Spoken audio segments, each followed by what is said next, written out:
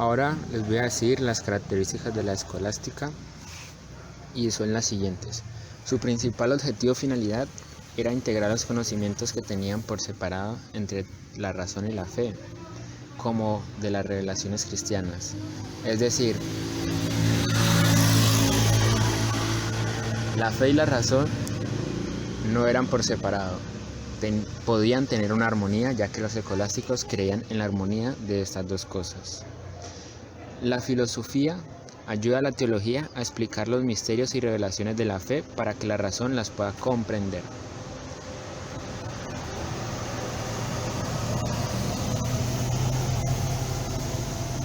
Se empleó en la Edad Media con un método didáctico para explicar y enseñar la escolástica. Cada tema era tratado con mucho cuidado y dedicación a través de la lectura y la discusión pública. Aquí viene la parte de la razón, y la razón quería comprender la fe. Para el cristianismo, la escolástica fue una herramienta para comprender la fe. Así resumidamente. Y Santo Tomás de Aquino fue su máximo representante en el siglo XIII.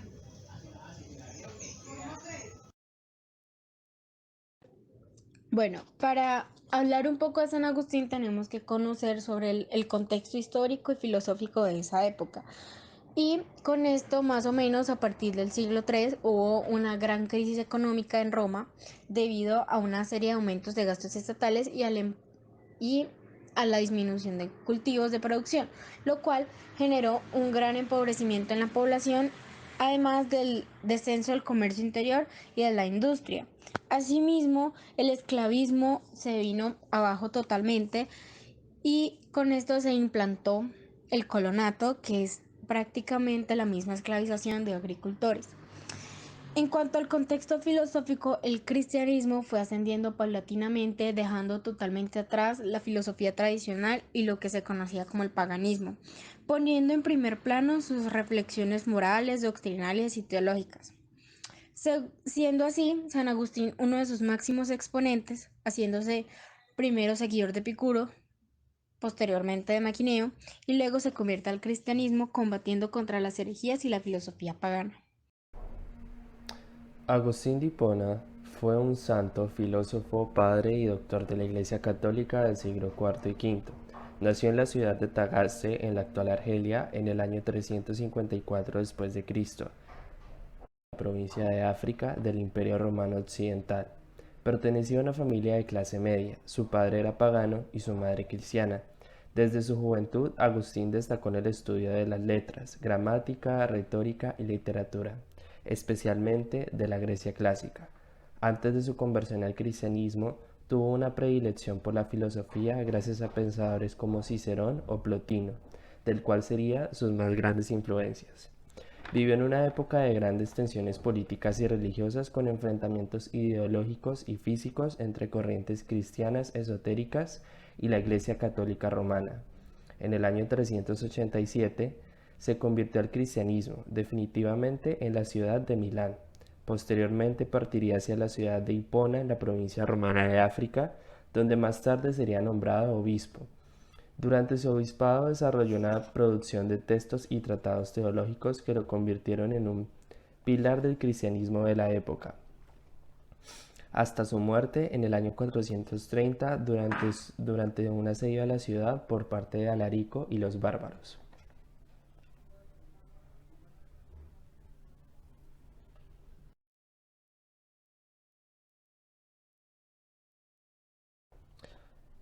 Pensamiento. Agustín pasó por varias corrientes filosóficas y teológicas hasta que llegó al cristianismo. A pesar de eso, cada una de estas corrientes aportó al pensamiento que desarrolló durante su vida. Para Agustín, un asunto era de vital importancia: la verdad. ¿Qué es? ¿Cómo se llega a ella? ¿Y qué papel tiene el ser humano en la búsqueda de la verdad? Para Agustín, como cristiano, Dios y la fe eran el fin último y la máxima alcanzable. A través de la fe llegamos a Dios. Pero para él no solo bastaba la fe. Gracias a influencia de filósofos neoplatónicos como Plotino, para Agustín la razón y el conocimiento también eran importantes. Él creía que razón y fe eran dos cosas íntimamente ligadas, tal como decía: Intellige ut credas, crede ut intelligas, que significa entiende para creer y cree para entender. La colaboración fe y razón es fundamental para el conocimiento. Esto constituía el primer paso del método del conocimiento agustiniano. El segundo paso era el interiorismo. Para él la verdad se encuentra dentro de nosotros. Esto suponía una contradicción al método escéptico, que proponía que no hay certeza de que sepamos algo. Frente a esto, Agustín cree que Dios es como un faro que nos ilumina e imprime la verdad en el alma. Esto demostraba una fuerte influencia y cristianización de las ideas de Platón sobre su concepción del mundo ideal o el mundo de las ideas.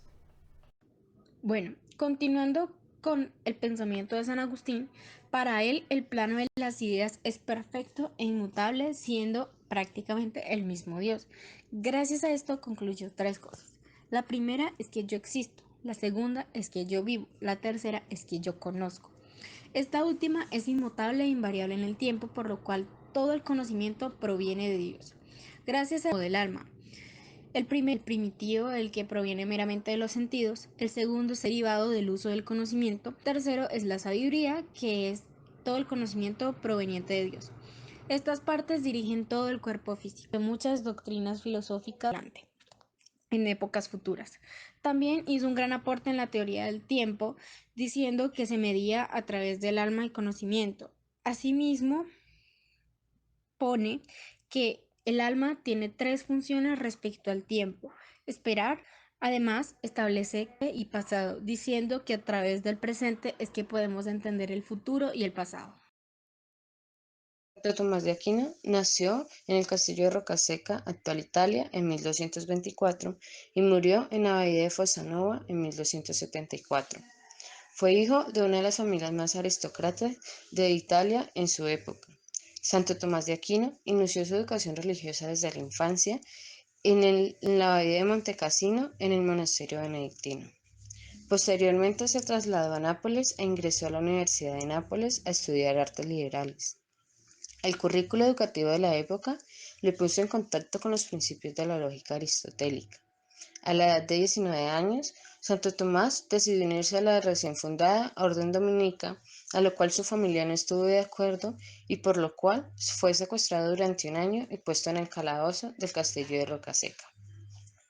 Pasado el encierro, ingresó en 1244 a la escuela dominica y en 1245 a la Universidad de París, donde se formó en filosofía y teología de la mano de Alberto Magno.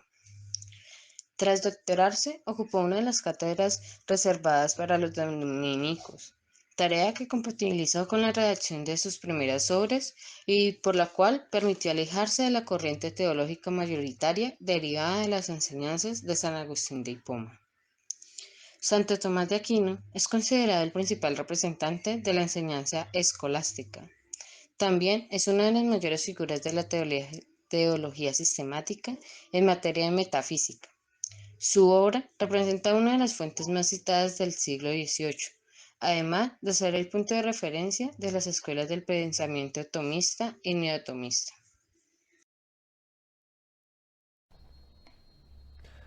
Pensamiento. Tomás de Aquino sigue las líneas fundamentales del pensamiento aristotélico. Las personas están constituidas por una unidad de cuerpo y alma, en la que el alma es la esencia creada por Dios y el cuerpo es la materia cruda. Pero para Aquino, como teólogo, el alma es inmortal y puede sobrevivir sin el cuerpo, y en ella residen las tres funciones básicas: vegetativa, sensitiva y racional, siendo esta última el rasgo que nos caracteriza como humanos y nuestra base para la felicidad. Santo Tomás considera que en todo humano está la disposición y capacidad de conocer y entender los principios morales universales para obrar bien y entender la ley natural. Para conocer y usar la racionalidad, Tomás propone dos métodos: un método natural y racional, basado en la lógica y los métodos de la razón, es decir, la filosofía, y el otro es la revelación divina, proveniente únicamente de Dios. No hay oposición ni doble verdad entre ellas. Es a través del uso de los sentidos, la razón y la fe que el ser humano llega a la verdad. Como teólogo, Tomás crea la teoría de las 5 vías para demostrar la existencia de Dios, un tratado que por su estructura y método da luces sobre una especie de protopensamiento ilustrado en donde una hipótesis es demostrada con una metodología y evidencias. Las 5 vías como tratado son: 1. La vía del movimiento o del primer motor inmóvil. Esto quiere decir que tanto la vida como el orden del universo es como una especie de engranajes en donde el primer motor, es decir, aquel que desencadena el movimiento, es Dios. Segundo, la vía de la causalidad o primera causa eficiente. Al igual que la primera, lo que intenta demostrar es que todo es un efecto es una sucesión de efectos entre cada una de sus causas, siendo Dios la primera causa y el causante como tal de todo lo siguiente.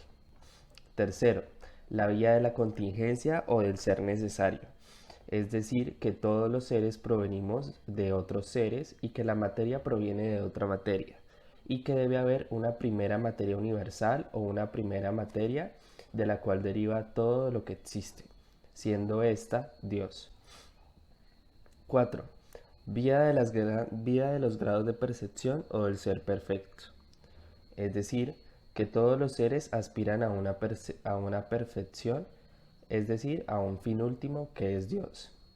5. La vía del orden racional del universo o del ser inteligente ordenador. Esto quiere decir que la razón como fin último para conocer a Dios, siendo Dios, por ende, el mapa o las instrucciones que debe seguir todo el universo para poder funcionar. Cada una de estas 5 vías aporta un mejor conocimiento de la realidad divina que proponía Santo Tomás.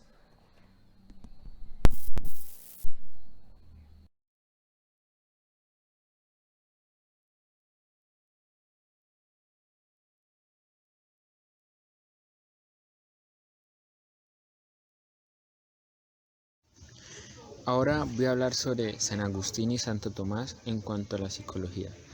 San Agustín aportó mucho en la psicología en cuanto a la aparición del yo y la introspección.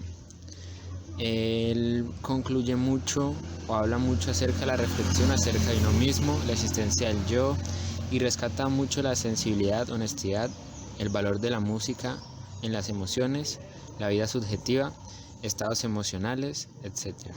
Y Santo Tomás de Aquino, en cuanto a la psicología, menciona las pasiones no como su percepción actual, sino a modo de emociones.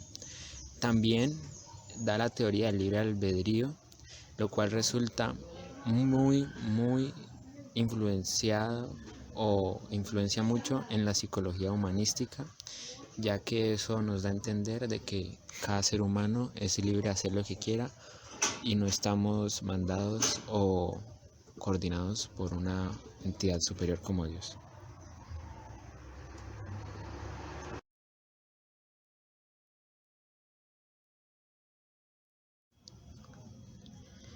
En cuanto a San Agustín, voy a decir pequeños aportes que da la psicología, y fue la aparición del yo y la introspección.